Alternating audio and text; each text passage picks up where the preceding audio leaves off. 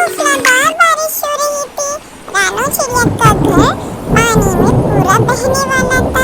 छत टपक रही थी। माँ, बहुत जोरों की भूख लगी है। पेट में चूहे दौड़ रहे हैं।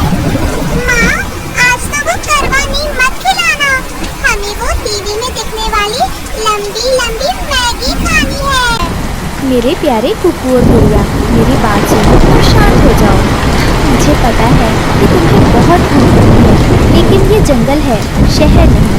वो टीवी में दिखने वाली लंबी लंबी मैगी कहाँ मिलेगी? मैं अभी जाती हूँ। बाहर कितना भी पानी क्यों ना बरस रहा हो, मैं तुम्हारे लिए कुछ अच्छा ढूंढ कर लाती हूँ, जिससे तुम्हारा पेट भर जाए। रानो, बाहर बहुत बारिश है, तुम कैसे जाओगी?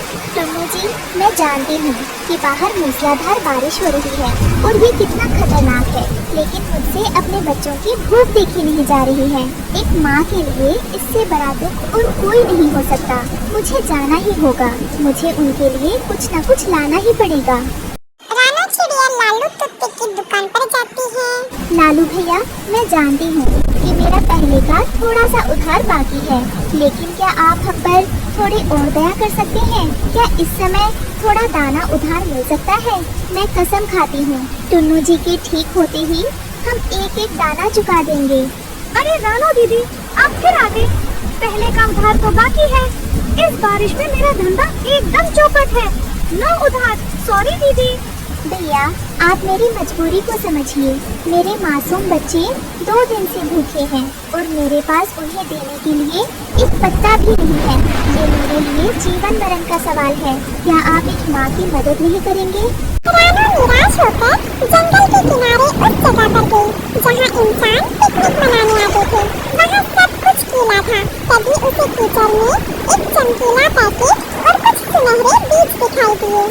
ये देखो, ये तो वही मैगी का खाली पैकेट है जो इंसान फेंक गए थे, और शायद ये जो सुनहरे कण हैं वो उसी का मसाला या बीज है। खुशबू तो इसमें बहुत ही अच्छी आ रही है।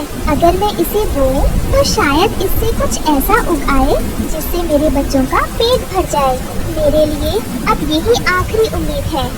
रानू ने उम्मीद के साथ उस बीज को उठाया और वापस उड़ चली। रानू घर के ठीक नीचे वाली जमीन पर उतरी। उसने गीली मिट्टी खोदी और उस सुनहरे बीज को वहाँ दबा दिया। उसकी आंखों से टप टप आंसू उस बीज पर गिरे। हे भगवान, मेरे पास बच्चों को खिलाने के लिए कुछ नहीं है। मेरी ममता की लाज रखना। इस बीज से जो भी उगे मेरे बच्चों का पेट भर जाए। सुबह हो जाती है। बारिश रुक गई थी। सुबह होते ही पूरे घर में एक स्वादिष्ट चटपटी सी खुशबू आ रही थी। कुकू और गुगू दोनों जाग जाते हैं। माँ, ये खुशबू कहाँ से आ रही है? रानो, बाहर देखो तो सही, क्या चमत्कार हुआ है।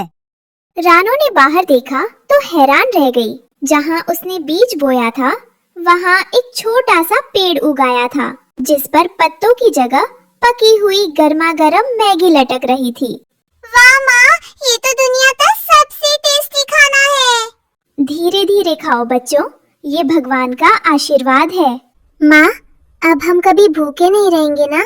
नहीं बेटा, जब तक हम मिलजुल कर रहेंगे भगवान सब ठीक रखेंगे। रानू चिड़िया अपने बच्चों के साथ खुशी खुशी इस जंगल में रहने लगी। इसलिए कहते मेरे प्यारे दोस्तों, हमें भगवान पर हमेशा भरोसा रखना चाहिए। भगवान हमारा भला ही करेंगे। और मेरे प्यारे दोस्तों, अगर आपको हमारी स्टोरी अच्छी लगी तो हमारे वीडियो को लाइक कीजिए, कमेंट कीजिए, शेयर कीजिए और चैनल को सब्सक्राइब करना